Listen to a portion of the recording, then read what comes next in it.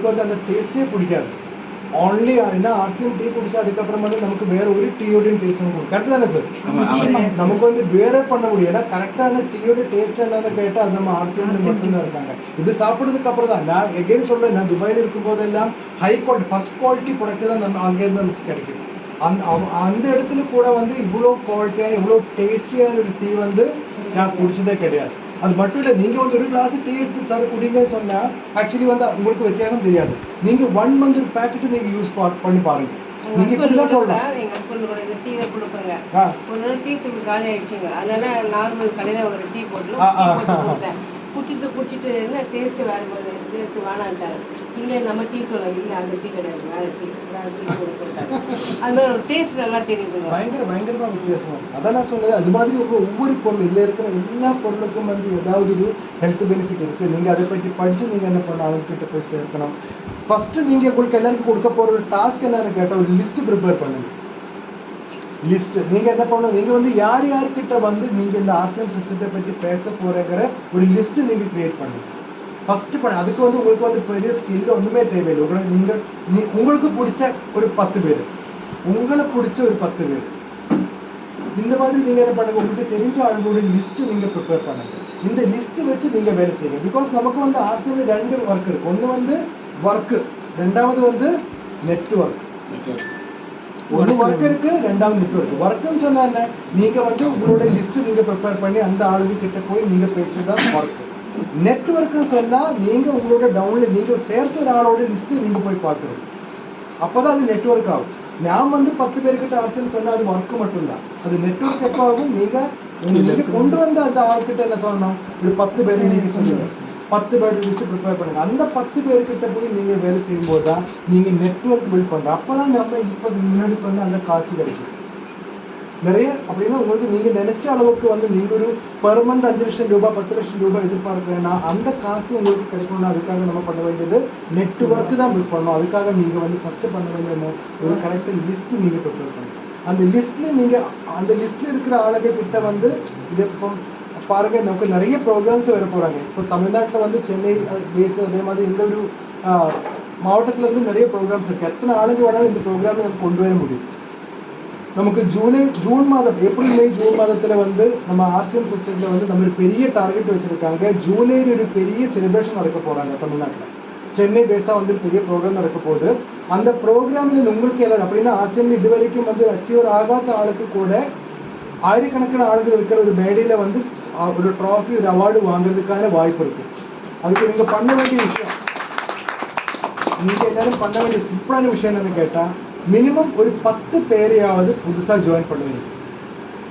ஒரு 10 பேரை நீங்க புதுசா ஜாயின் பண்ண வச்சா ஆட்டோமேட்டிக்கலி வந்து உங்களுக்கு வந்து ஒரு ட்ராஃபி இருக்கு, ப்ராஸ்பெக்ட்ஸ் அவார்டு உங்களுக்கு இருக்கு. அப்படின்னா புது ஆளுங்களை நீங்க என்ன பண்ணலாம், ஒரு 10 பேரை ஜாயின் பண்ணுவாங்க.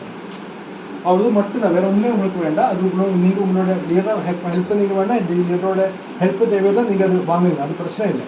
பட் என்ன பண்ண, நீங்க 10 பேரை ஜாயின் பண்ண வச்ச புது ஆளுங்களுக்கு நீங்க ஒரு ஓப்பனர் லெவலுக்கு போன, ஒரு ஓப்பனர் லெவலுக்கு மேலே போனா அதிலும் வந்து ஸ்பெஷல் அவார்டு உங்களுக்கு இருக்கு.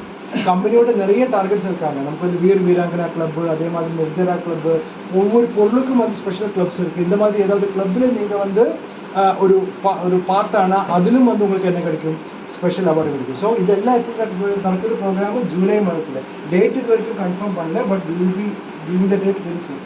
இந்த டேட் வந்து டிக்ளேர் பண்ணல. ஆனால் நீங்கள் பண்ண வேண்டிய விஷயம், மேக்ஸிமம் ஆளுங்களை வந்து இந்த சிஸ்டத்துக்குள்ளே கொண்டு வாங்க. அதுக்காக நீங்கள் மேக்ஸிமம் ஆளுங்களை ஜாயின் பண்ண வேண்டிய. நீங்கள் நான் முன்னாடி சொன்ன விஷயம் எகெயின் நான் சொல்கிறேன், ஆர்சிஎம் வந்து தெரியாததுனால நீங்கள் ஆளுங்கிட்ட போகிறது கிடையாது. நீங்கள் வந்து ஆர்சிஎம் ஆளுங்கிட்ட கொண்டு போகல, அதனால தான் உங்களுக்கு ஆர்சிஎம் தெரியாது.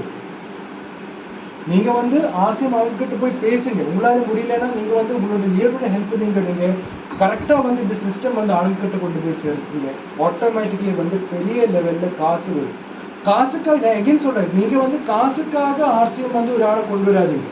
ஆர்சிஎம் இருக்கிற நோக்கங்கள் நீங்க எடுங்க. அப்படின்னா நிறைய கம்பெனிகள் இருக்கு, நிறைய டைரக்ட் செல்லிங் கம்பெனிஸ் இருக்கு. காசு உங்களுக்கு வந்து காரு கிடைக்கும், வீடு கிடைக்கும், அது கிடைக்கும் சொல்றாங்க. இப்போ அதே மாதிரி நம்ம சிஸ்டம் இல்லை. நம்ம வந்து ஆளுங்களோட ஆரோக்கியத்துக்காக நல்ல பொருளை கொடுக்குறாங்க. அதுதான் நம்ம வித்தியாசம். we are not here to make people rich. ஆளுங்களை காசு சம்பாதிக்க வைக்கிறதுக்காக நம்ம இங்கே இல்லை. நம்ம எதுக்காக இருக்காங்க, ஆளுங்களை வந்து நல்ல செய்யணும். ஆளுங்களுக்கு நீங்க வந்து 10 பேருக்கு ஆரோக்கியம் கொடுத்தா உங்களுக்கு என்ன கிடைக்கும், இன்கம் வரும். அது பை ப்ராடக்டா உங்களுக்கு வரும். இந்த விஷயம் தான் நம்ம சொல்லணும். நிறைய ஆளுங்க இந்த சிஸ்டத்துல வந்து தோற்று போறதுக்கு காரணம் கவிதை மாதிரி இதுதான். ஏன்னா வந்து இந்த எதுக்கு நம்ம இது பண்றங்கிற விஷயம் சொல்லி கொடுக்காது. நம்ம காசு சம்பாதிக்கிறதுக்காக இல்லை. we are doing this as a service. நீங்க நல்ல சர்வீஸ் பண்ணுங்க, ஆட்டோமேட்டிக்கலி உங்களுக்கு காசு வருகிற விஷயம் நீங்க அவங்ககிட்ட சொன்னாங்க பெரிய லெவல்ல வந்து உங்களுக்கு காசு சம்பாதிக்க முடியும். இன்னைக்கு வந்து நம்ம கம்பெனியோட ஓனர் டிசி சப்ரா சார் நான் சொன்னேன் ஸ்டார்டிங்ல சொன்ன மாதிரி பிளான் சொல்லி கொடுக்க வேண்டாம் சொல்றாங்க. நீங்க வந்து நல்லது மட்டும் பண்ணுங்க உங்களுக்கு காசு வரும்னு சொல்றாங்க. இந்த மாதிரி ஒரு பிசினஸ் ஓனரை உலகத்துல எங்கேயாவது பார்க்க முடியும்? ஒரு பிசினஸ் பண்றாரு சொல்ற விஷயம் அது. நீங்க வந்து கம்பெனியோட பிளான் சொல்ல கொடுக்க வேண்டாம், நீங்க நல்லது மட்டும் பண்ண சொல்லுங்க. நீங்க வந்து ஆளுக்கு ஆரோக்கியம் கொடுங்க, ஆட்டோமேட்டிக்கலி வந்து உங்களுக்கு காசு வரும். பின்ன இதுக்கு நீங்க பிளான் சொல்லுங்க கொடுக்குறாங்க. ஸோ அந்த மாதிரி கம்பெனில உங்களுக்கு இப்போ வந்து ஃப்ரீயா ஜாயின் கிடைக்குது. நாளைக்கு வந்து எப்படியாவது எனக்கு சொல்ல முடியாது. பிகாஸ் நிறைய டெவலப்மெண்ட்ஸ் வருவாங்க. ஆர்சிஎம் சிஸ்டத்தில் வந்து பெரிய டெவலப்மெண்ட் வருது. அது மட்டும் இல்லை, டைரக்ட் செல்லிங் இண்டஸ்ட்ரி கவர்மெண்ட்லயும் வந்து பெரிய சேஞ்சஸ் கொண்டு வந்துட்டு இருக்கிறாங்க. நாளைக்கு வந்து ஏன்னா லட்சக்கணக்கில் ரூபாய் சம்பாதிக்கிற ஒரு விஷயத்துல வந்து நமக்கு ஜாயினிங் கிடைக்கணும்னா நார்மலி வந்து கிடைக்காது. இப்போ ஒரு ஐஐடியில வந்து உங்களுக்கு அட்மிஷன் கிடைக்கணும்னா நீங்க எவ்வளோ இது பண்ணணும், எத்தனை எக்ஸாம்ஸ் நீங்க பாஸ் ஆகணும், எவ்வளவு விஷயங்கள் நீங்க படிக்கணும், எல்லாம் பண்ணாதான் உங்களுக்கு வந்து லட்சக்கணக்கில் ரூபாய் பெர்மனன்ட் கிடைக்கிற வேலை கிடைக்கும். இன்னைக்கு வந்து கவர்மெண்ட் இந்த மாதிரி ரூல்ஸ் ஒன்றுமே கொண்டு வரல. ஏன்னா இது வந்து இதுக்காக ஸ்பெஷல் ஒரு ஆர்கனைசேஷன் இப்போ இல்லை. ஆனா இப்போ என்ன பண்ணியிருக்காங்க, இப்போ 12th ஸ்டாண்டர்ட் சப்ஜெக்ட்ல வந்து டைரக்ட் செல்லிங் இண்டஸ்ட்ரி நம்ம மல்டி லெவல் மார்க்கெட்டிங்கை பற்றி படிக்கிறாங்க. யூனிவர்சிட்டிஸ்ல வந்து network marketing post graduation MBA எல்லாம் ஸ்டார்ட் பண்ணியிருக்காங்க. ஸோ நாளைக்கு இப்போ நம்ம ஜாயின் பண்ற மாதிரி 4 பொருள் வாங்கி ஜாயின் பண்ண முடியுமான்னு என்னால சொல்ல முடியாது. புரியுதா? நாளைக்கு வந்து மேபி நிறைய ரெகுலேஷன்ஸ் இருக்கும். ஸோ எத்தனை ஆளுங்களை நீங்க ஜாயின் பண்ணதுக்காக நீங்க முடிச்சிருக்குதோ அவ்வளோ ஆளுங்களை நீங்க என்ன பண்ணணும், இப்போவே கொண்டு வாங்க. இப்போ வந்து ஃப்ரீயா நமக்கு வந்து ஜாயின் பண்ண முடியும். This is the right time to do RCM. அது மட்டும் இல்லை, இப்பவும் வந்து நான் சொல்றேன் RCM பற்றி இப்பவும் ஆளுங்களுக்கு தெரியாது. ஏன்னா இப்போ நம்ம கையில மட்டும்தான் RCM இருக்குது. நாளைக்கு வந்து நிறைய ஆளுங்க பல இடத்துல இருந்து வர போறாங்க. இன்னைக்கு நீங்க RCM சொல்லி கொடுக்காத ஆளுங்க, நீங்க வந்து என்ன நினைக்கிறீங்க, நான் சொல்லி கொடுத்தா அந்த ஆளுக்கு வந்து புரியாது, அவரெல்லாம் ஜாயின் பண்ண மாட்டேன், அவரெல்லாம் நிறைய காசு வச்சிருக்காங்க, அப்படி யோசிச்சு நம்ம என்ன பண்ணுறீங்க, அவர்கிட்ட போய் சொல்லாது. ஆனா நாளைக்கு நீங்க யோசிச்சு பாருங்க, நீங்க அப்படி யோசிச்சு ஒரு ஆள் வந்து உங்ககிட்ட வந்து சொல்லுவீங்க இது RCM சிஸ்டம் இருக்கு, நீங்க ஜாயின் பண்ணுவீங்களா, உங்ககிட்ட கேட்க போறாங்க. பிகாஸ் நிறைய ஆளுங்க இப்போ இந்த சிஸ்டத்துக்குள்ள இருக்கு. தமிழ்நாட்டில இருந்து மட்டும் இல்லை, கேரளாவில இருந்து மட்டும் இல்லை, ஒரிசால இருந்து மட்டும் இல்லை, நார்த் இந்தியால இருந்து மட்டும் இல்லை, எல்லா ஆளுங்களும் வந்து இப்போ டார்கெட் பண்றது இந்த தமிழ்நாடு RCM இல்லை, தமிழ்நாடு RCM தான். ஏன்னா அவ்வளோ வேகன்சி இருக்காங்க. இப்போ கேரளாவில எல்லாம் பார்த்தா ஆல்மோஸ்ட் வந்து சேச்சுரேட்டட் லெவல் ஆயிடுச்சு. இனி அடுத்த ஒரு 3 வருஷம் 4 வருஷத்துக்குள்ள 2030க்குள்ள ராமசாமி சார் கேரளாவில் வந்து RCM யாருக்கிட்டையும் சொல்ல முடியாது. ஏன்னா ஒவ்வொரு 3 கிலோமீட்டரும் வந்து RCM ஷாப் வந்துருக்கு. எல்லா ஆளுங்களுக்கும் வந்து RCM பற்றி தெரியும், எல்லா ஆளுங்களுக்கும் கையில் வந்து RCM ஜாயின் ஐடியா இருக்கு. ஸோ அதனால புது ஆளுங்கிட்ட போய் பேச முடியாது. ஸோ அந்த டைம்ல அந்த ஆளுங்க எல்லாம் எங்க வர போறாங்க,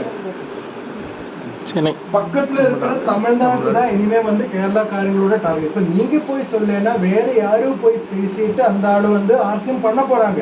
if you are not going to tell RCM then also they are going to do RCM. வேற வழியே இல்லை.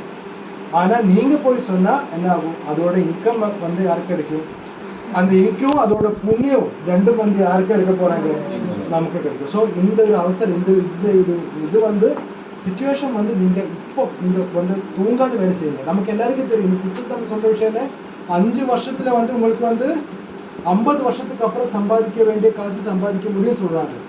ஆனா இந்த 5 வருஷத்துல வந்து அந்த 50 வருஷம் நம்ம பண்ண வேண்டிய தபசு பண்ணணும். இந்த 5 வருஷம் நீங்க பண்ணா போதும், அதுக்கப்புறம் வந்து ஆட்டோமேட்டிக்கலி காசு வந்துட்டே இருக்கும். பாருங்க நம்ம டைமண்ட் சுரேந்திரவட் சார் இப்ப லாஸ்ட் ஜப்பான்ல போய் இப்பதான் திரும்பி வந்தார். டெய்லி ஜப்பான்ல போறாங்க, யூரோப் ட்ரிப்பு போறாங்க. அவருக்கு வேற RCMல வந்து நிறைய காசு கிடைக்குது. ஆனா எல்லா மீட்டிங்கும் கரெக்டா வந்துட்டு தான் அவர் போறாரு. அப்படி சொல்ல முடியாது, சும்மா வந்து சுட்டிட்டு இருக்கிறது அப்படி சொல்ல முடியுமா?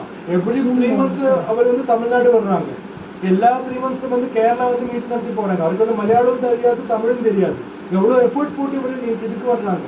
பிகாஸ் அவர் வந்து RCM பிடிச்சி பண்றாரு, காசுக்காக வரல, ரசிச்சு பண்றாங்க. இப்போ யாரும் சொன்னது ரெசிச்சு பண்ணு, நீங்க தான் சார் சொன்னேன். ஆமா கஷ்டப்பட்டு செய்யணும். ஆமா கஷ்டப்பட்டு செய்யல. ஆனா வந்து நீங்க என்ன பண்ண ஸ்டார்டிங் டைம்ல அவர் நிறைய கஷ்டப்பட்டு இருக்காங்க, அதனாலதான் இப்ப இஷ்டப்பட்டு செய்யறாங்க. ஸ்டார்டிங் அது இது யோசிச்சு பாருங்க. நீங்க எல்லாரும் பார்த்துட்டு இன்னைக்கு ஒரு ஜப்பான் போறதும் யூரோப் போறதும் நீங்க பாக்குறீங்க. ஆனா இப்ப அப்படி இஷ்டப்பட்டு செய்யறதுக்கு காரணம் என்ன? ஒரு 5 வருஷம் அவரு நல்லா கஷ்டப்பட்டு இருக்காங்க. ஆனா அன்னைக்கு அவருக்கு கஷ்டப்பாடு உங்களுக்கு இல்லை. ஏன்னா வந்து அந்த காலகட்டத்துல வந்து யாருக்குமே வந்து ஆர்டிஎம் தெரியாது, இவ்வளவு ஷாப்ஸ் இல்லை, ஒண்ணுமே இல்லை. ஆளுங்க புரிய வைக்கணும்னா பெரிய கஷ்டம். ஆனா இப்ப என்ன இருக்குது, உங்களுக்கு நிறைய லீடர்ஸ் இருக்கு, நிறைய ப்ராடக்ட் இருக்கு. ஒரு ரைஸ் பிரான் ஆயில் மட்டும் வச்சு நீங்க என்ன பண்ணலாம், ஆர்சிஎம் ஒரு ஆளை கன்வின்ஸ் பண்ண முடியும். ஆனா அந்த காலகட்டத்தில் அவர் வந்து பெரிய கஷ்டம் அவர் வந்து அவரோட லைஃப்ல அவர் கொண்டு வந்திருக்கு. அதனால இன்னைக்கு வந்து அவர் ஜப்பான்ல யூரோப் ரெண்டு காலையில வந்து பிரேக்ஃபாஸ்ட் ஜப்பான்ல இருந்தா லஞ்ச் வந்து யூரோப்ல பண்றாங்க. நாளைக்கு வந்து உங்களாலையும் அது பண்ண முடியும். நான் சொல்றேன், இப்ப வந்து அவரு நம்ம இது ஏதோ ஃப்ளைட்ல போறேன்னா நாளைக்கு வந்து உங்களோட பிரைவேட் ஜெட்ல போறதுக்கு வாய்ப்பு கிடைக்கும் உங்களுக்கு. அந்த அளவில் ஆர்சிஎம்மோட growth இருக்கு. அதுக்காக நீங்க பண்ண வேண்டிய விஷயம் வெரி சிம்பிள். நீங்க வந்து ஆர்சிஎம்மோட பொருள் யூஸ் பண்ணுங்க. உங்களுக்கு தெரிஞ்சு எல்லாருக்கிட்டையும் வந்து ஆர்சிஎம்மோட பொருளை பற்றி சொல்லிக் கொடுங்க. ஆர்சிஎம் ஜாயின் பண்ண வைங்க. ஆட்டோமேட்டிக்கலி வந்து உங்களுக்கு எல்லாருக்கும் ஜெயிக்கும். முன்னாடி ஒரே ஒரு கதை கூட சொல்லிட்டு நான் வந்து இன்னைக்கு நான் வந்து ஸ்டாப் பண்றேன். ஒரு பையன் மேபி வந்து ஆல்ரெடி நம்ம சீனியர்ஸ் எல்லாரும் கேட்ட கதை தான், இது நான் மனசுக்கு என்ன சொல்றேன். ஒரு ஆளுக்கு வந்து உலகத்துல இருக்கிற எல்லா சொத்தும் அதே மாதிரி நிறைய சந்தோஷம் நிறைய காசு எல்லாம் வேணும்னு அவர் வந்து எதிர்பார்த்துட்டே இருந்தாங்க. ஆனா வேலை செய்ய முடியாது. ஸோ அதனால அவர் என்ன பண்ண, இவர் மாதிரி நல்ல தாடி மீசையெல்லாம் இருக்கிற ஒரு சன்னியாசி கிட்ட, ஒரு ஆளுக்கிட்ட போயிட்டு கேட்டேன், எனக்கு வந்து சாமி, எனக்கு வந்து உலகத்தில் இருக்கிற எல்லா சந்தோஷம் வேணும், எனக்கு வந்து நிறைய காசு வேணும், அப்போ இதுக்கு வந்து என்ன பண்ணணும்னு கேட்டப்போ அந்த சன்னியாசி என்ன சொன்னாங்க, நீங்கள் பண்ணுங்க, அங்கே ஒரு பீச் இருக்குல்ல, அந்த பீச்சுக்கு நம்ம இதில் வந்து போய் அந்த மணலில் வந்து நிறைய வெள்ளாரி கல் ஒயிட் இது இருக்குல்ல ஸ்டோன்ஸ், இதுக்கு என்ன சொல்றீங்க, வெள்ளாரி கல் கூழாங்கல் இருக்கு, சிப்பி இல்லை கல்லு அந்த கல் இருக்கு. நீங்க என்ன பண்ணோம்னா அந்த கல்லில் இடையில வந்து ஒரு கல்லு மட்டும் நல்ல சூடான ஒரு கல் இருக்கு, அந்த தொடும்போது உங்களுக்கு தெரியும் நல்ல சூடு இருக்க ஒரு கல் இருக்கு. அந்த கல்லு வந்து நீங்க எங்களுக்கு கொண்டு வந்து கொடுங்க. அது கொண்டு வந்து கொடுத்தா நான் உங்களுக்கு என்ன பண்ணுவீங்க, நான் வந்து உங்களுக்கு எல்லாம் கிடைக்கும். நீங்க நினைச்ச மாதிரி உங்களுக்கு சந்தோஷம் சமாதானம் காசு எல்லாமே உங்களுக்கு கிடைக்கும், ஆரோக்கியம் கிடைக்கும் சொல்லி. அப்போ அவர் நினைச்சா, ஐயோ இந்த பீச்சில் இருக்கிற எல்லா கல்லும் எடுத்துட்டு எப்படி பண்ண முடியும்.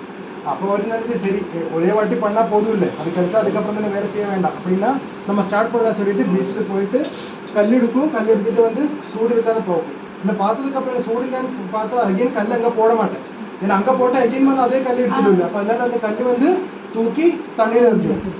ஸோ அதனால வந்து ஒவ்வொரு வாட்டியும் கல் எடுக்கும், சூடு இருக்காது பார்க்கும், தண்ணியில் இருந்து இந்த மாதிரி பண்ணிட்டே இருந்தேன். ஸோ ஒரு 1 month ஒரு 30 நாள் அல்லது அப்படியே பண்ணிட்டே இருந்தா. ஆனால் வந்து அவருக்கு அந்த கல் கிடைக்கல, ஆனால் இதே பண்ணிட்டே இருந்தாங்க. ஆனால் இந்த 30 நாள் பெரிய சேஞ்ச் வந்துச்சு. என்ன தெரியுமா, முன்னாடி எல்லாம் வந்து எடுத்து இப்படி பார்த்து எழும்போது வந்து ஒரு நிமிஷம் இருந்தா, இப்போ வந்து ஒரு செகண்ட்ல வந்து இப்படி எடுத்து பார்த்தீங்கன்னா ப்ராசஸ் ஸ்பீட் ஆயிடுச்சு. கல் எடுக்கிறாங்க, சொல்லிருக்கா, எக்ஸ்பீரியன்ஸ் ஆகி போச்சு. அப்படின்னா அந்த வேலை வந்து ஸ்பீடாக நடக்குது.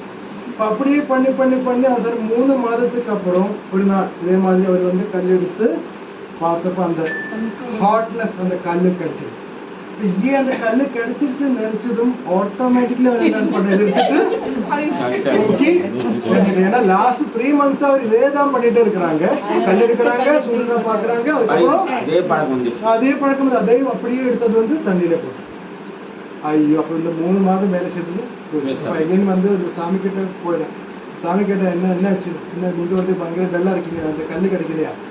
அப்போ சொன்னேன், சாமி எனக்கு அந்த கல் கிடைச்சிருச்சு, அதை என்ன பண்ணேன்னா இப்போ வந்து நான் தெரியாம அது வந்து அந்த பழக்கத்துல வந்து நான் என்ன பண்ண அதை தூக்கி கடல்லே போட்டுட்டேன், இனிமேல் அது கிடைக்காது. அப்போ சாமி அவர்கிட்ட சொன்னேன், மடையா இதே மாதிரி உங்களோட லைஃப்பில் உங்களுக்கு எவ்வளோ ஆப்பர்ச்சுனிட்டி, நீங்கள் சொன்ன ஆரோக்கியம் சம்பத்து சமாதானம் எல்லாம் கிடைக்கிறதுக்கு எவ்வளோ ஆப்பர்ச்சுனிட்டி கிடைச்சிருக்கு தெரியுமா? நீங்கள் இதே பழக்கத்தினால என்ன பண்ண அந்த ஆப்பர்ச்சுனிட்டியை இதே மாதிரி தூக்கி வெளியே போட்டேன். ஸோ அதனால தான் நீங்கள் வந்து லைஃப்பில் ஜெயிக்காதது. ஸோ நீங்கள் என்ன பண்ணுங்க, பெரிய ஒரு ஆப்பர்ச்சுனிட்டி கையில் கிடைச்சிருக்கு ஆர்சிஎம், இது வந்து தூக்கி போடாதுங்க. Okay, so all the best RCM.